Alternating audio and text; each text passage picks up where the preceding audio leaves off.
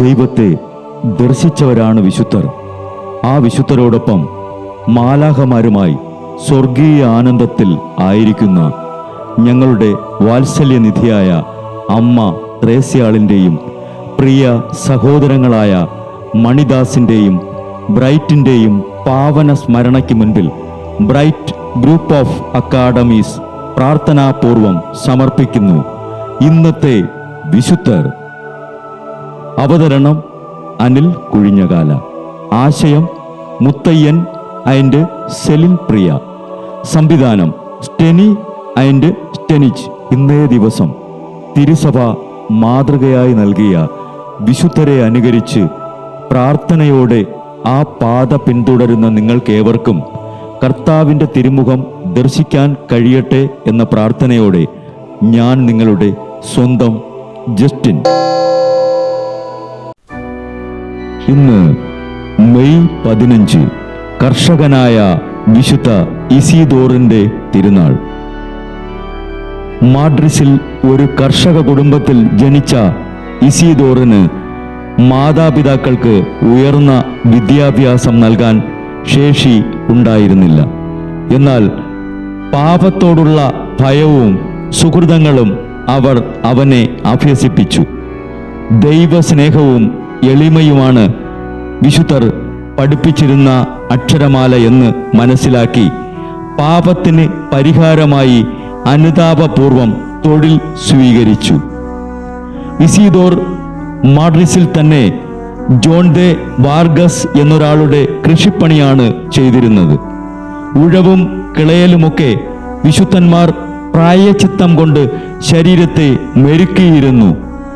ഇസീദോർ ദൈവ സാന്നിധ്യത്തിലുള്ള അധ്വാനം കൊണ്ട് ശാരീരിക ദുർവാസനകളെ നിയന്ത്രിച്ചു വിശുദ്ധനായി. ജോലി കഴിയുമ്പോൾ പ്രാർത്ഥനയിലാണ് സമയം ചെലവഴിച്ചിരുന്നത്. മരിയ ദെ ലാസ കബേസ എന്ന ഒരു ഭക്തസ്ത്രീയെ ഇസീദോർ വിവാഹം കഴിച്ചു. അവർക്ക് ഒരു കുട്ടി ജനിച്ചു. അത് ശൈശവത്തിൽ തന്നെ മരിച്ചു. അനന്തരം പരസ്പര സമ്മതത്തോടെ രണ്ടുപേരും വിരക്തരായി ജീവിക്കാൻ തുടങ്ങി.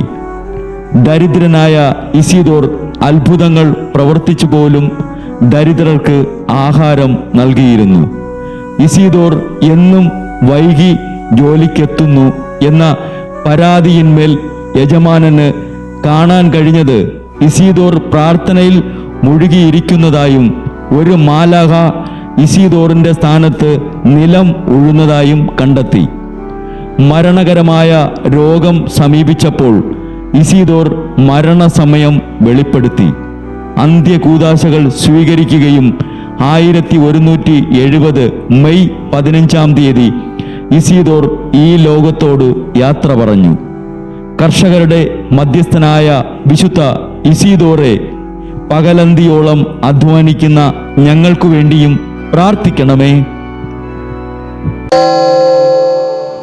ബ്രൈറ്റ് കുടുംബത്തിൽ നിന്നും കർത്താവ് തൻ്റെ മുന്തിരിത്തോപ്പിലേക്ക് വിളിച്ച് പൗരോഹിത്യം നൽകി അനുഗ്രഹിച്ച റവറൻ ഫാദർ ബിൽ ബ്രൈറ്റും സന്യാസത്തിലേക്ക് വിളിച്ച് അനുഗ്രഹിച്ച് മണവാട്ടിയാക്കിയ സിസ്റ്റർ മരിയ ജോസും വിശുദ്ധരെ അനുകരിച്ച് ഇവിടെ ഈ ഭൂമിയിൽ ആത്മാക്കളെ നേടാനായി ഇരുൾ വീണ താഴ്വരയിലൂടെ നടക്കുമ്പോഴും പൈശാചിക ശക്തികൾ വിടാതെ പിന്തുടർന്ന് പീഡിപ്പിക്കുമ്പോഴും മരണം നിഴലായി കൂടെ നടക്കുമ്പോഴും ദിവ്യകാരുണ്യം എപ്പോഴും ആത്മാവിന് കരുത്തേകും പോലെ തിരുവചനമെന്നും പാതയിൽ വിളക്കായി ജ്വലിച്ച് ആ ജ്വാലയിൽ അനേകായിരം ആത്മാക്കളെ നേടിയെടുക്കാൻ സകല വിശുദ്ധരെ, മാലാഖമാരെ ഇവർക്കു വേണ്ടി എപ്പോഴും കർത്താവിനോട് മാധ്യസ്ഥം വഹിച്ച് പ്രാർത്ഥിക്കണമേ.